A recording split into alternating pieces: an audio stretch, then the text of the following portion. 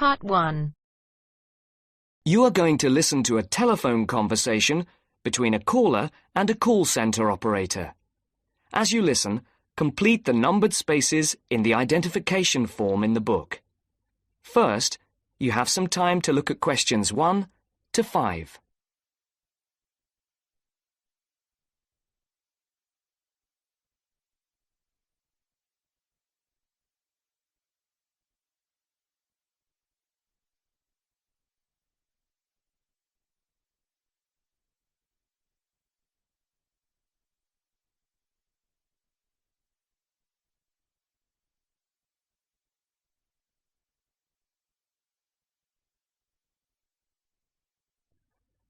You should answer the questions as you listen, because you will not hear the recording a second time.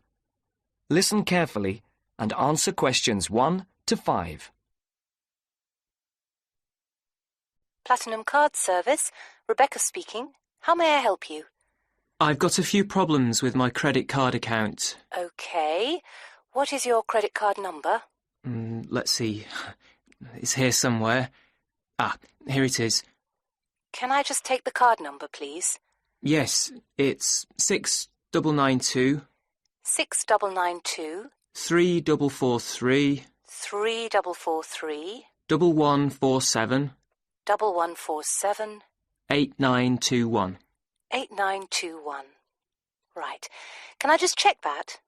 6992 3443 1147 8921. That's it. And your name? Carlos de Silva.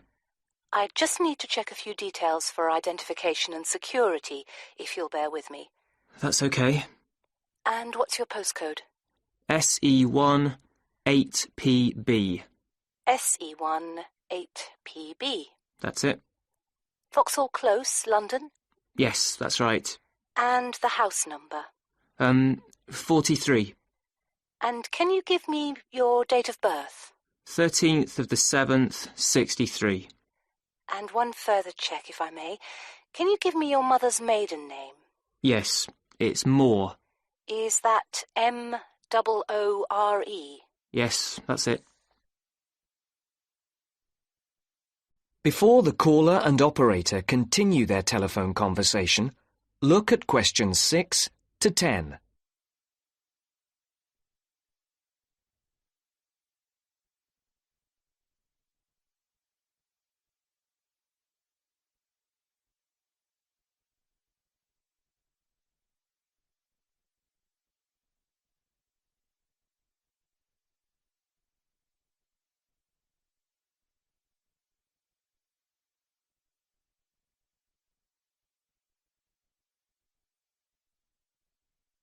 Now listen to the next part of the conversation and answer questions 6 to 10.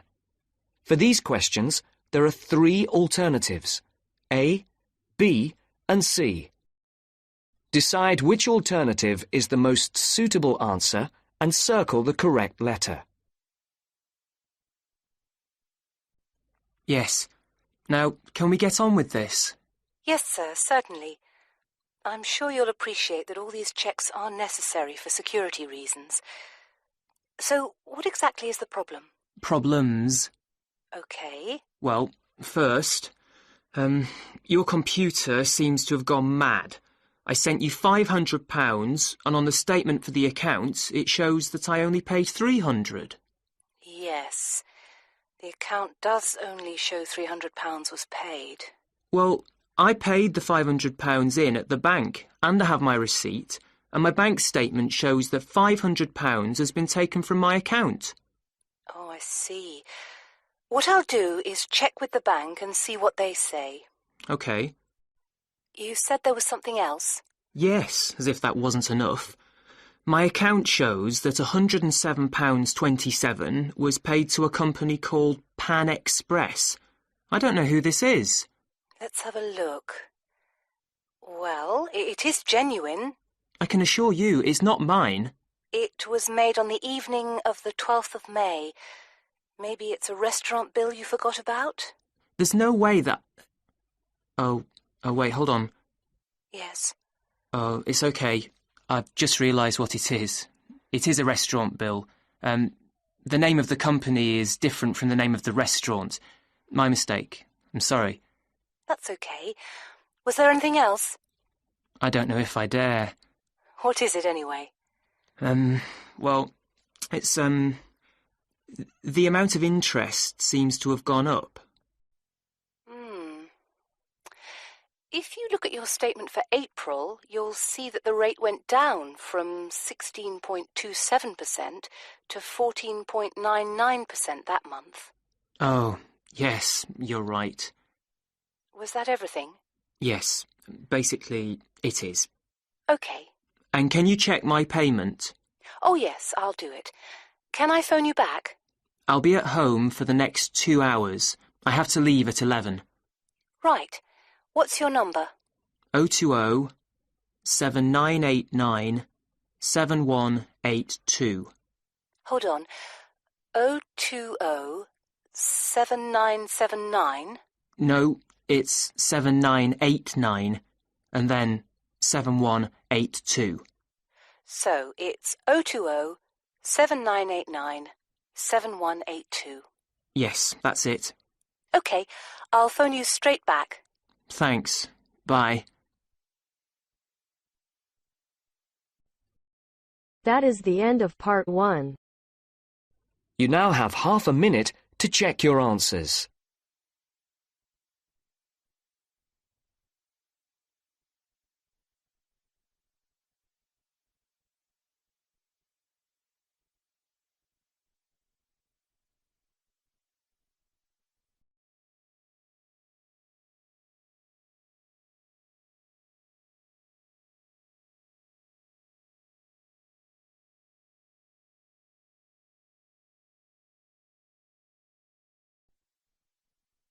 Now turns to part 2.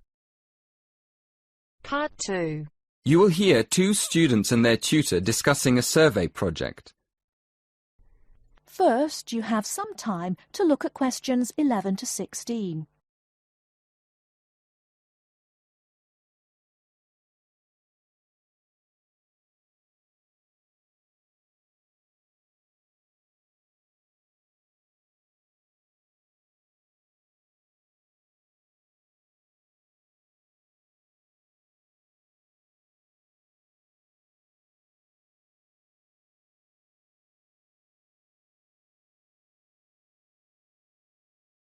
Now, listen carefully and answer questions 11 to 16. So, what's the survey about, Tom? It's about where students want to live and how they choose. Basically, their accommodation preferences. We've actually tried it out with a few students already. OK, that sounds fine. So, to start with, how many questions have you got? 20? Is that too many? Yes, it is, really. People get fed up answering lots of questions and they stop thinking about their answers. Right, so we need to think about that again. What do you think of the first 3 questions? You want to know what affects students' choice of accommodation when they go to university? Yes, we want to find out which has the most effect, the cost, the number of rooms in the house or flat, or the distance from campus. And then we asked another question. Oh, yes? What else did you want to find out? Well, we wondered whether public transport was important.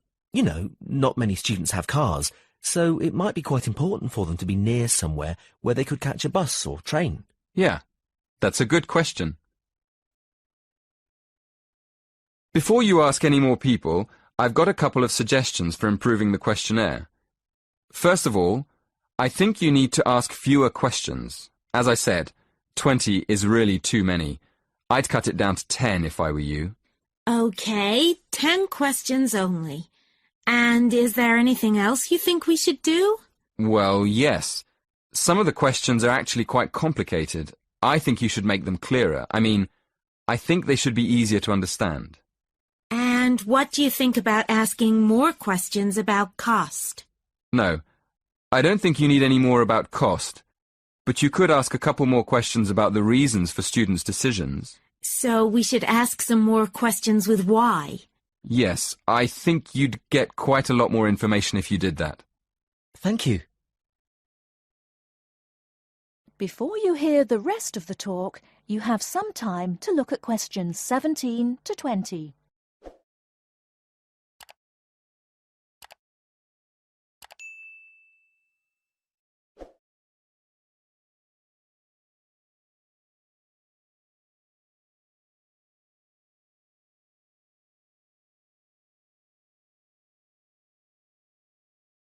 Now listen and answer questions 17 to 20. We've already got some results from our first questionnaire. Do you think we could use them? I don't see why not. What have you found out so far? Well, the number of rooms was only important for 16% of the people we asked. It looks like a lot of students are quite happy to share a room, and even fewer people were concerned about being near a bus stop. Only 10%, in fact. I'm surprised about that. But what about the distance from the university? Well, that was quite important. Around 20% of the students we asked wanted to be close to campus. That makes sense. And what about the cost? Yeah, as we expected. The cost was by far the most important factor. More than half the students were concerned with the cost. 54% to be exact. Only 54%? I thought it would be closer to 80%. That is the end of part 2. You now have half a minute to check your answers.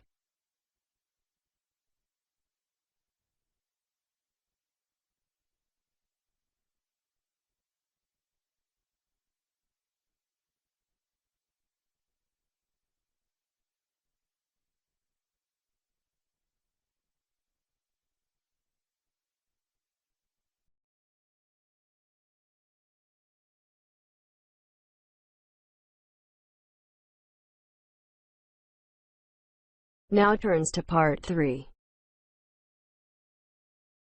Part 3. You will hear two students, Sharon and Zhao Li, talking to their tutor about a presentation they gave the previous week. First, you have some time to look at questions 21 to 23.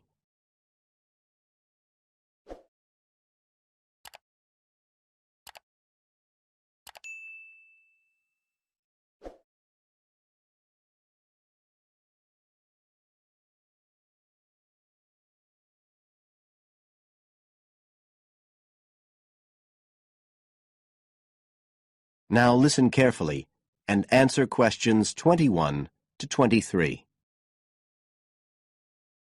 So, Sharon and Zhao Li, in your presentation last week, you were talking about the digital divide, the gap between those who can effectively use communication tools, such as the internet, and those who can't. And you compared the situation here in Northern Ireland with Southeast China. Right. So, I asked you to do some self-evaluation, watching the video of your presentation and thinking about the 3 main criteria you're assessed by: content, structure and technique.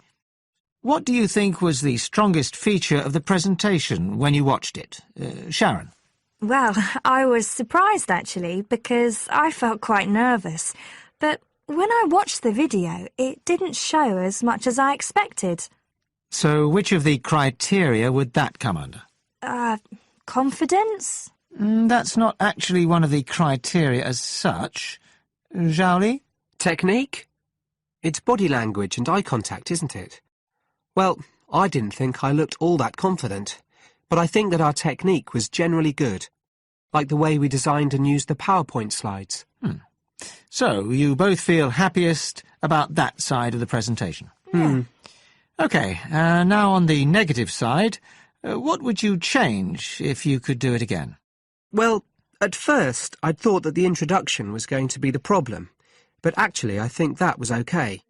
We defined our terms and identified key issues. It was more towards the end. The conclusion wasn't too bad, but the problem was the questions. We hadn't really expected there'd be any, so we hadn't thought about them that much. OK, anything else? Well, like Zhao Li says, I thought the conclusion was okay, but when I watched us on the video, I thought the section on solutions seemed rather weak. Can you think why? Well, we explained what people are doing about the digital divide in China and Northern Ireland, but I suppose we didn't really evaluate any of the projects or ideas. It was just a list, and that was what people were asking us about at the end mostly. You now have some time to look at questions 24 to 30.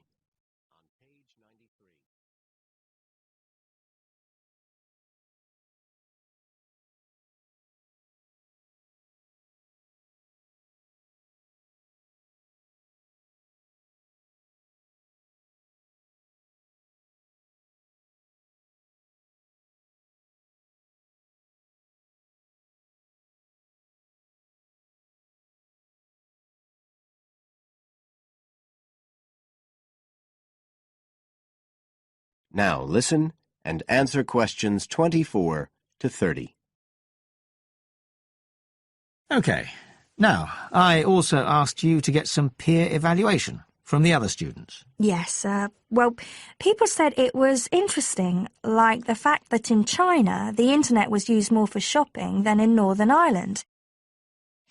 They said sometimes it was a bit hard to understand because we were talking quite fast, but we didn't think so when we watched the video. No, it's a bit different, though, because you know all this information already. If you're hearing it for the first time, you need more time to process it. That's why signposting the structure and organisation of the talk is important. That seemed okay. No one mentioned that as a problem.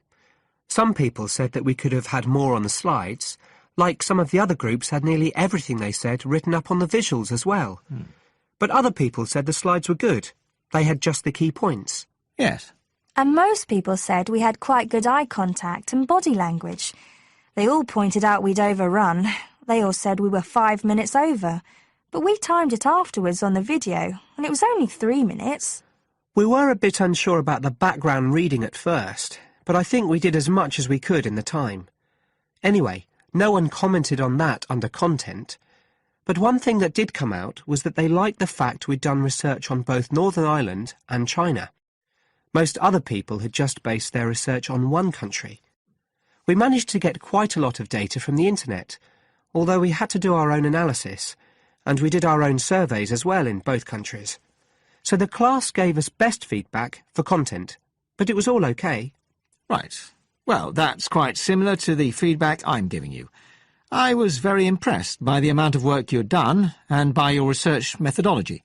So, actually, I'm giving you full marks for content. 5. The structure of the presentation was good, but not quite as good as the content. So, I gave that 4, and the same for technique. So, well done. Thank you. Now, the next stage is to write up your report. So, just a few pointers for you here. First of all, in your presentation, I think your ending was rather abrupt. You suddenly just stopped talking. Yeah. It wasn't a big problem, but think about your closing sentences in your report. You want to round it off well. One thing I forgot to mention earlier was that I felt a very strong point was that after you'd given your results, you explained their limitations. The fact that we didn't have a very reliable sample in terms of age in China. Yes, that section. So don't forget to include that. And you had some excellent charts and diagrams, but maybe you could flesh out the literature review a bit. I can give you some ideas for that later on if you want. OK, is there anything else you want to ask? No, thank you. Thanks. That is the end of part 3. You now have half a minute to check your answers.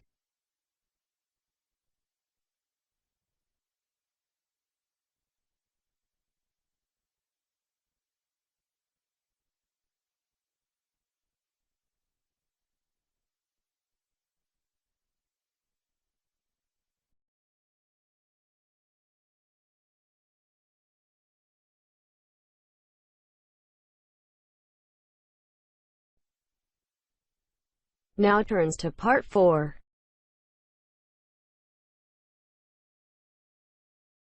Part 4. You are going to hear a talk about the English pubs. As you listen, complete the notes below. First, you have some time to look at questions 31 to 40.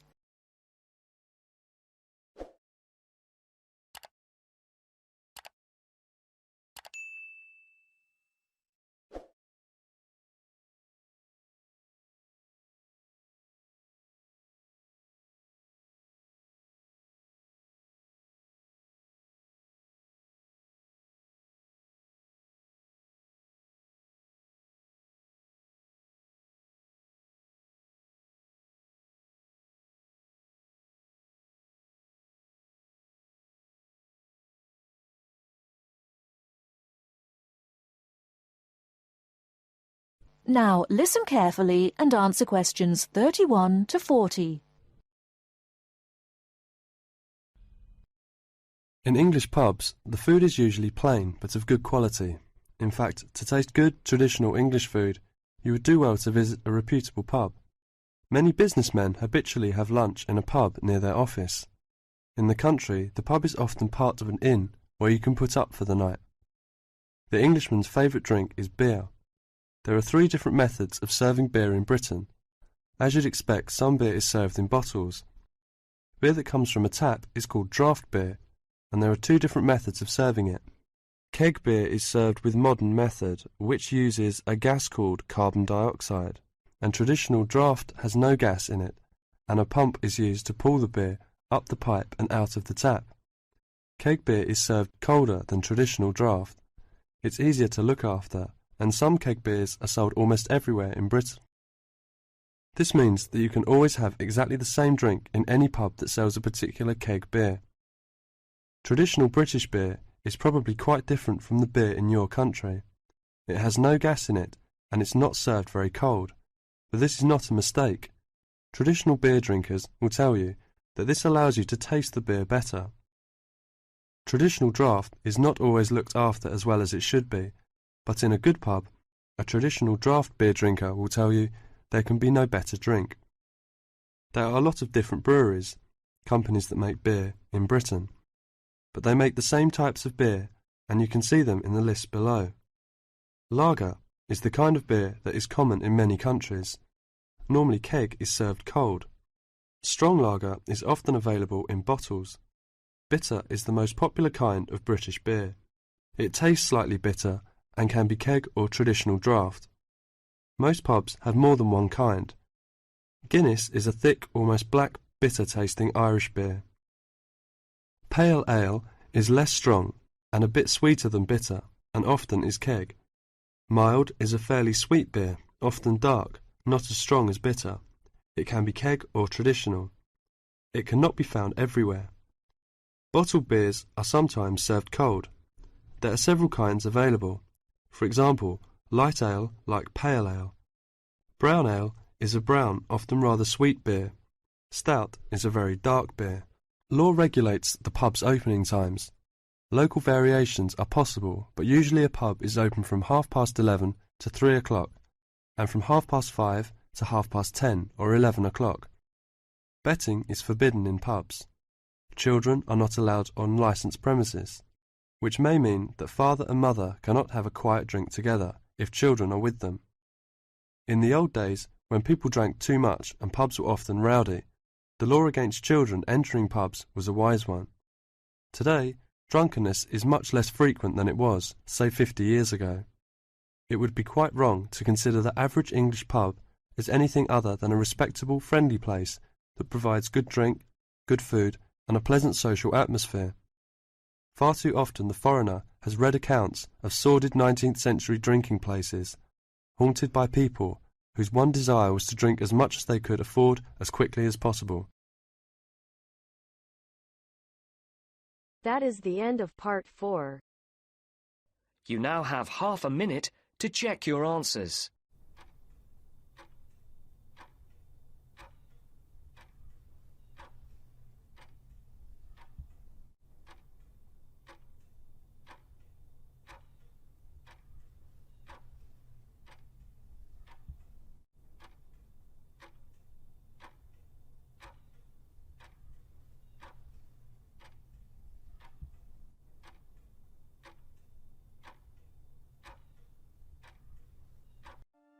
That is the end of the listening test. In the IELTS test, you will now have 10 minutes to transfer your answers to an answer sheet.